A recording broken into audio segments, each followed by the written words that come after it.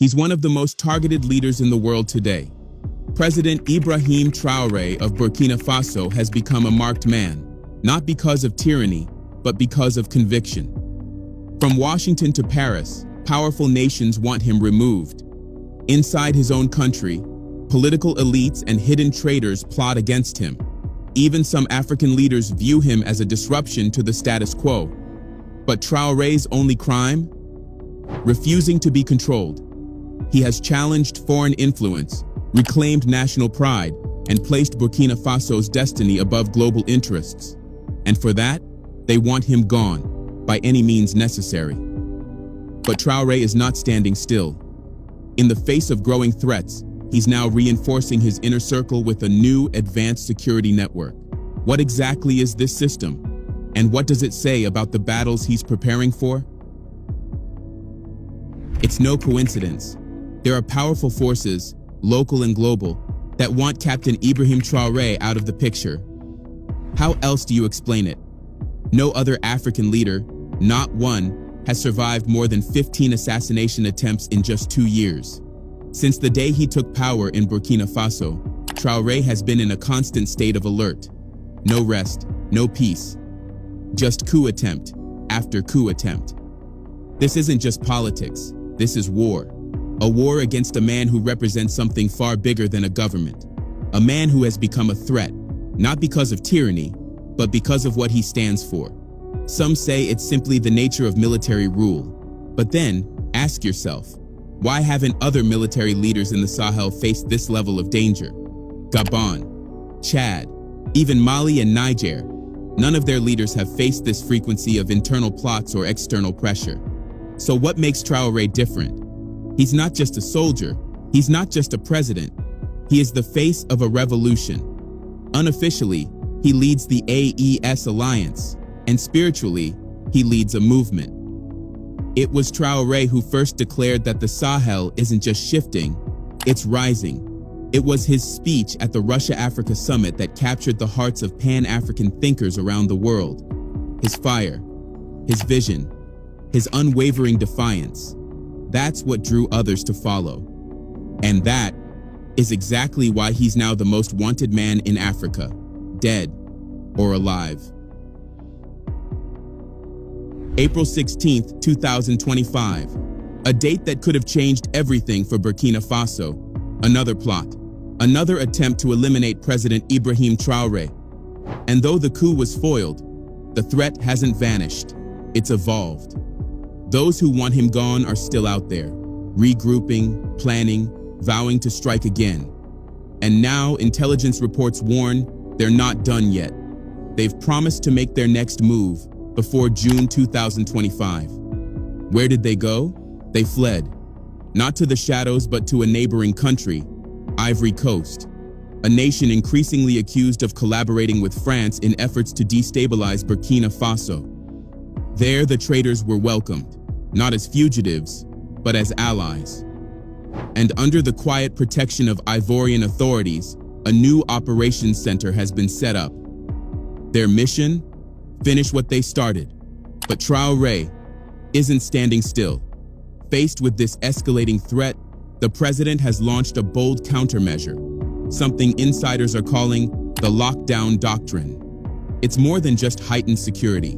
It's a full-scale reset of everything around him. People, procedures, priorities. Nothing is left to chance. Local reports describe it as a doctrine where loyalty outweighs rank, and surveillance replaces ceremony. The first major shift? A complete restructuring of the Presidential Guard, the elite force responsible for Traoré's protection. In a time where betrayal can come from within, this move isn't just necessary, it's survival. And as the air in Ouagadougou remains tense, one thing is clear. Traoré is preparing for the next attack. Think about it. If high-ranking officers within the Burkinabe military were willing to betray President Traoré, what's to say that betrayal hasn't already reached the heart of his own security? Some of these traitors didn't just defect, they paid fellow soldiers to stir chaos within the army. It's not hard to imagine that some of those soldiers might have been part of the Presidential Guard itself, And that's a risk Traoré cannot afford to take. To protect himself and the nation, Traoré made a decisive move. He has completely reconfigured the presidential guard.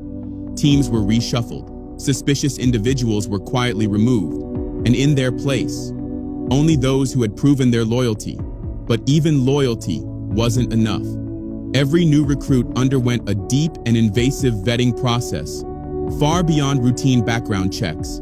Their school records, family connections, political leanings, and even international contacts were scrutinized. No stone was left unturned. Only those who passed every layer of this investigation were allowed to wear the uniform. Today, the Presidential Guard is no longer just elite.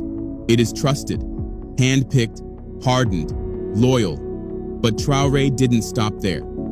The betrayal of one man, Barry Abdrahmane, exposed another major vulnerability: the country's communication systems.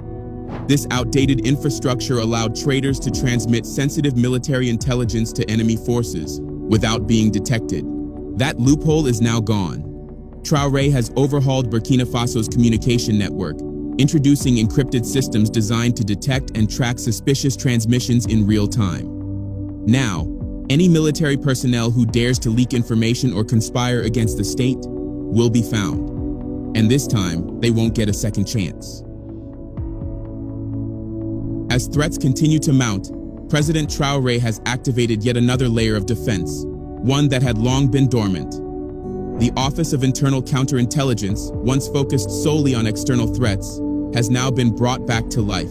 With a new mission, its scope has expanded. No longer just watching from the shadows beyond Burkina Faso's borders, it now turns its gaze inward. Every cabinet minister, every provincial commander, even local police chiefs, no one is exempt. Their political allegiances are being examined, their loyalties questioned. And if anyone is found to hold views that do not align with the vision of President Traoré, they are reassigned, far from the capital and far from power. To some, this may seem extreme, even paranoid, but in a region where betrayal often comes from within, paranoia is survival. History offers a brutal reminder.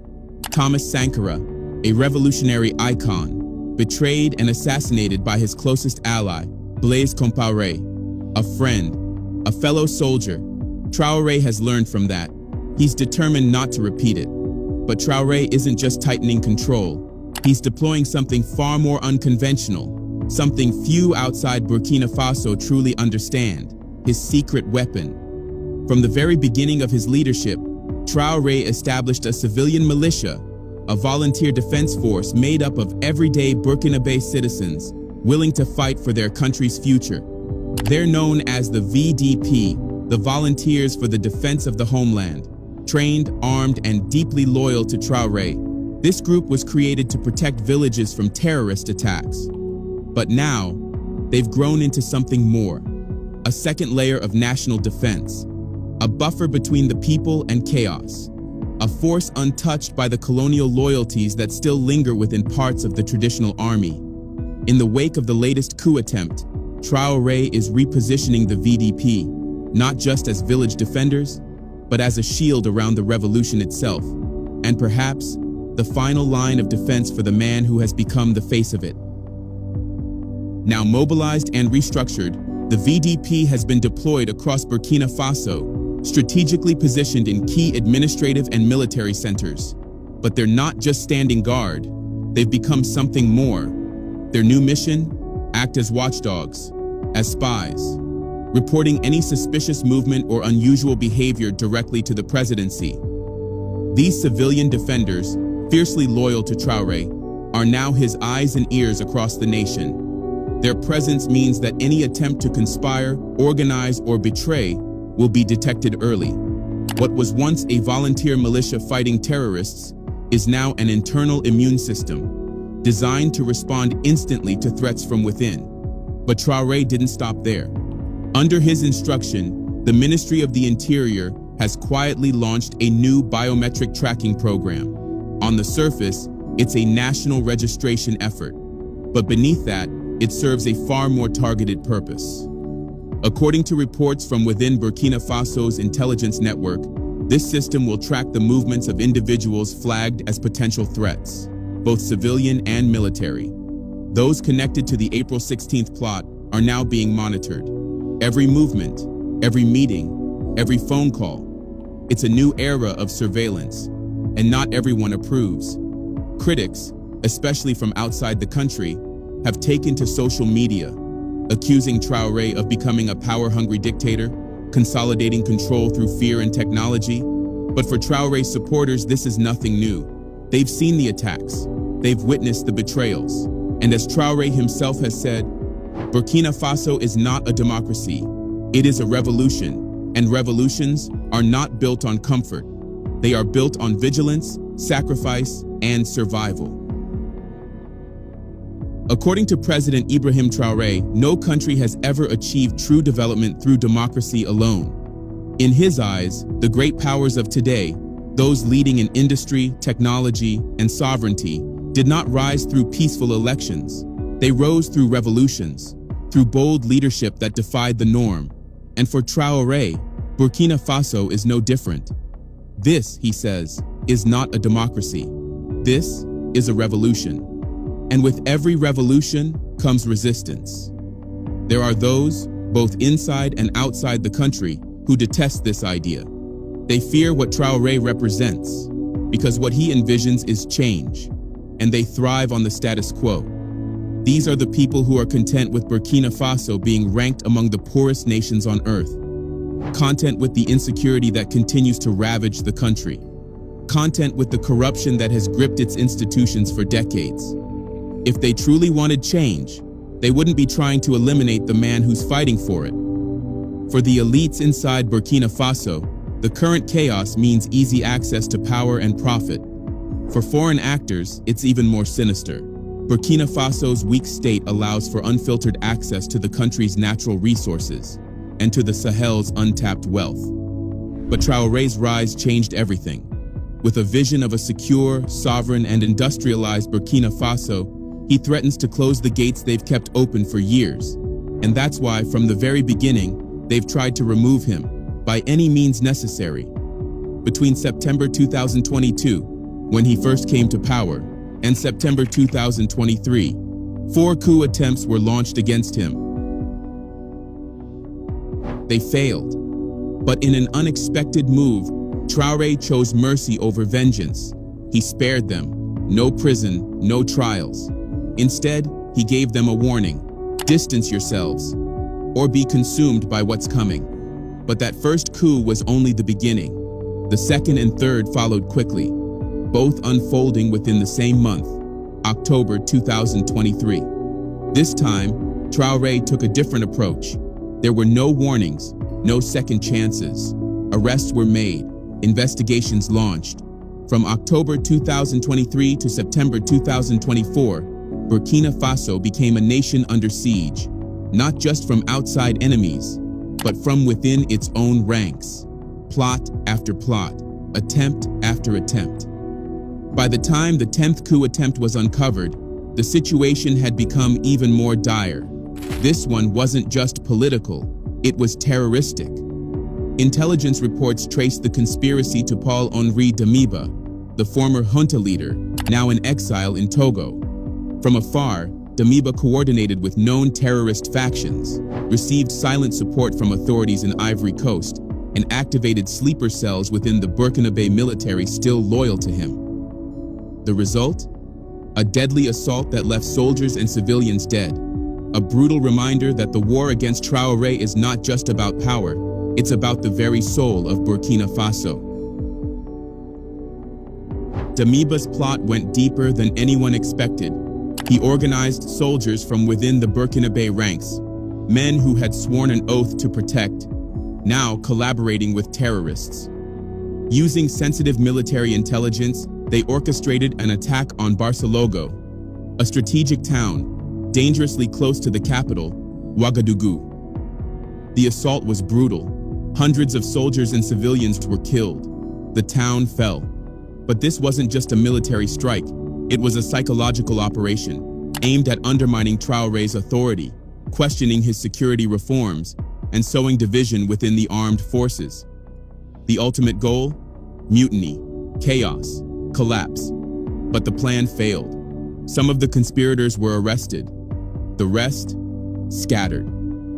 Since then, more attempts have come, and each one has failed. But they all share a common trait: foreign fingerprints. Again and again, external actors emerge behind the scenes, fueling instability, funding dissent, weaponizing betrayal. And that's why Traoré's recent security overhaul isn't just a precaution, it's a strategic necessity. Because this is no longer about politics. This is not personal. This is war. A war against hidden enemies, against traitors, against a system that has long profited from Burkina Faso's suffering. And for Traoré, protecting himself isn't just about survival. It's about defending a vision for the future, a future where Burkina Faso finally breaks free. Isn't it a bit sad that someone like Traoré, who's trying to bring real change, has to go to such extreme lengths just to stay safe?